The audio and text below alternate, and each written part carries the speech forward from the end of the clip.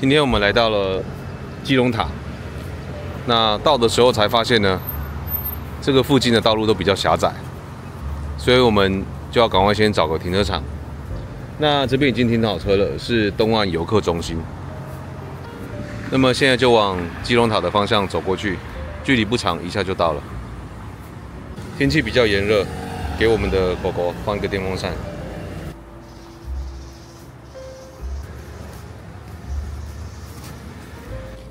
基隆好像很多房子都是这种旧旧的，是不是因为水汽比较重啊？有缘分吧。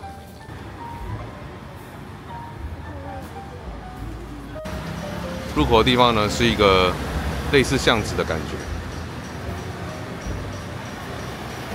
曹洞宗兴国山九宝寺，在民国前7年的时候，现在变成基隆塔。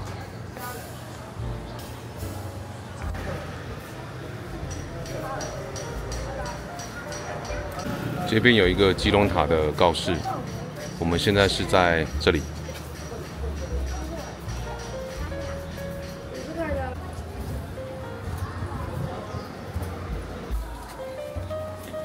基隆塔位于台湾基隆市中正区，属于基隆山海城串联再造计划的一部分。塔的低处呢，与1、2路形象商圈相连，高处延伸至主普坛以及中正公园。于2023年12月开放。该计划呢，于2018年公布，并于2019年动工，建设经费超过3亿元。2021年的时候举行命名票选活动，最终命名为基隆塔。2022年进行上梁仪式，并且试营运。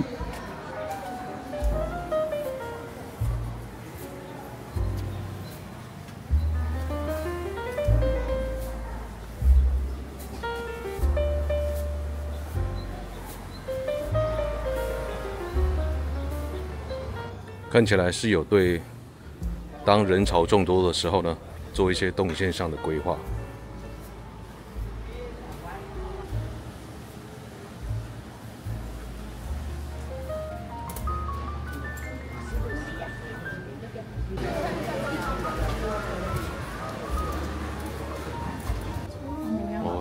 居高症开始。那你可以看一下早上有什么。哇，这真的很高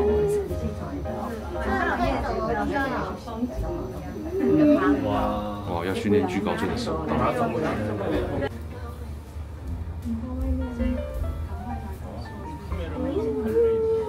我们刚才在那里拍照。哎呀，你别放钱嘛，结果哪里？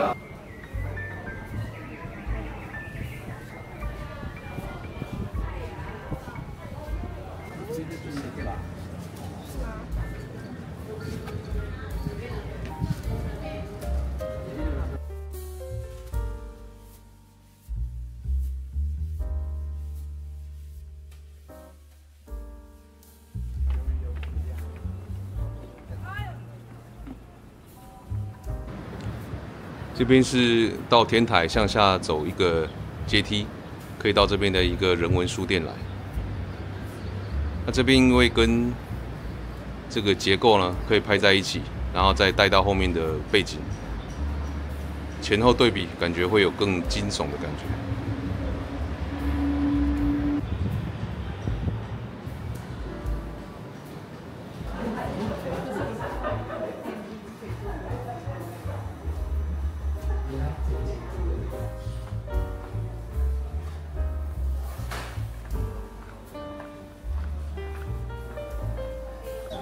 往主普坛的这边方向走，有一个展望台，从这个角度看出去感觉更全面、更清楚。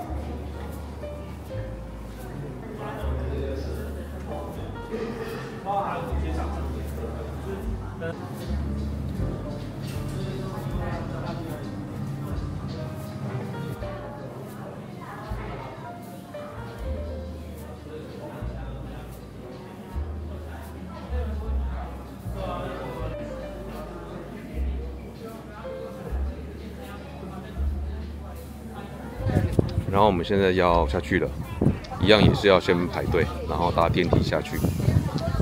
这个地板有一点软软的，踩起来有点诡异啊。我带他去哦，真的，带他去我是救不了你。全联买了一个大西瓜，有点热，吃一点水果补充一下。截至我们要离开这个停车场，现在整个停车场都已经停满了，大家需要排队入场。可见得这个周末的时候，停车的人还是蛮多的。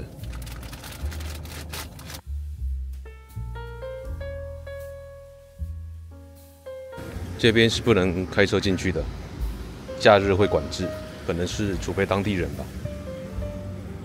但是后面的路边可以停车的地方其实很多，而且地点很近，所以其实可以走进来。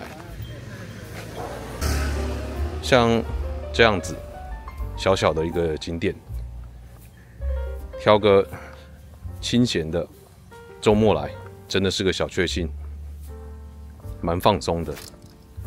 但是呢，如果我们是把一堆的大景点、小景点，在短短的几天之内呢，全部密集的塞在一起，那其实啊，逛起来很容易产生视觉疲劳。不要说1个礼拜啦，1、2天呢，全部塞在一起，我们就会感到精神上非常的疲累。这是我这一次去日本回来的感想。适度的分配景点的这个参观的密集度，我觉得是一件蛮要紧的事情。旅行啊，最好是疏密有致。大景点呢，关于风景的看一看，或许就需要一些比较属于自己的时间，比如说看书的时间，或甚至是这个休息的时间，不要一直在走，在赶行程。短短的从入口进来290公尺，就看到了这个基隆地标。这边是在地标后面，马上来往前看一看。现场有2只黑狗。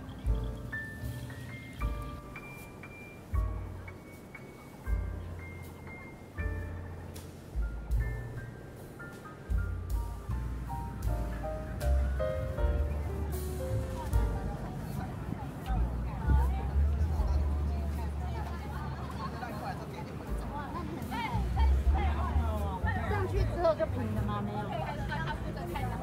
我换那个小巴。他要换另外一台车。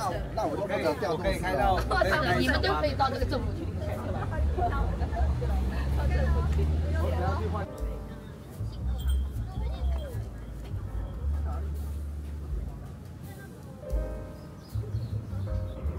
这个晚上应该是会亮起来，它有个 LED 的设计，所以靠近看都是这个 LED。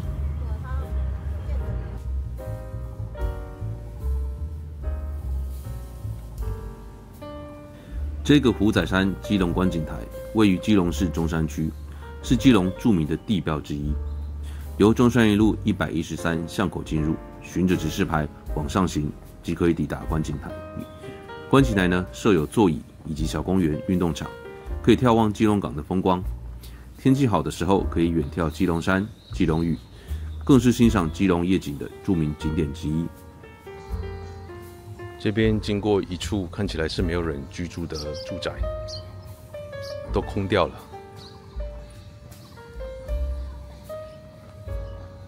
然后网络上写好像有剩下一些人家住在这个里面，那基本上都没有人住。这里有一个和平驿站，内部呢有一些用粉笔画的精美的插画，好像是介绍一下这里的一些建筑。我们现在要往求子山灯塔上去，距离灯塔还有261公尺的一个斜坡。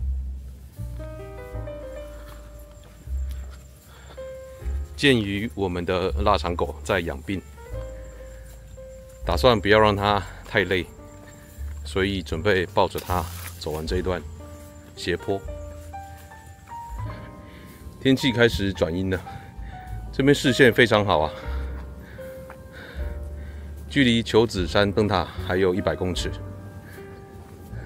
这边体力够的话，有一个山海散步道导览图，从基隆灯塔走到求子山灯塔，全程长度呢大概2890公尺，单程要花75分钟的时间。这边有一个谜样的图示。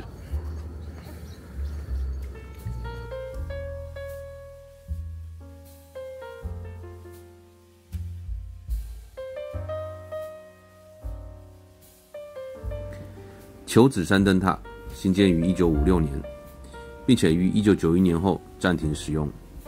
这个灯塔塔身主体原来是白色的，后来以国防色，也就是绿色为主。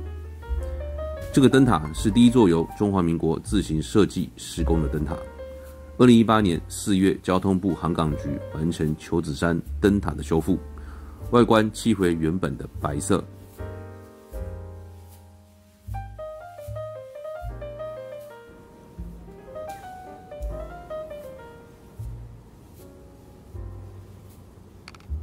虽然不是有什么晴空万里啦，但是至少现在是不会曝晒的感觉，相对的比较凉一点的，没有像刚刚那样的这个闷热。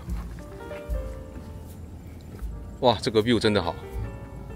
我们等于是从船的另外一侧看这一艘船，刚刚是在对面。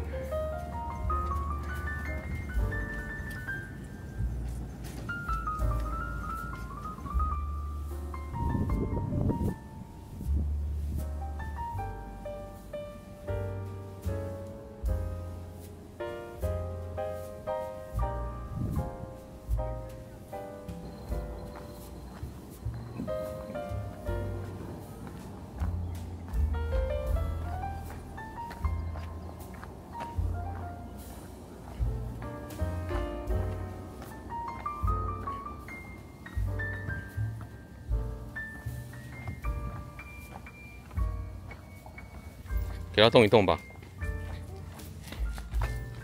而且下坡的话，它的重心是在前面啊，它后面双腿的负担反而比较小啊。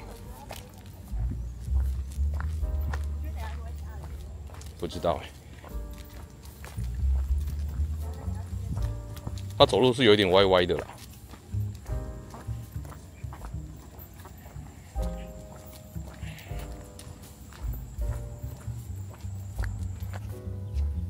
好吧，那我们就要上车了。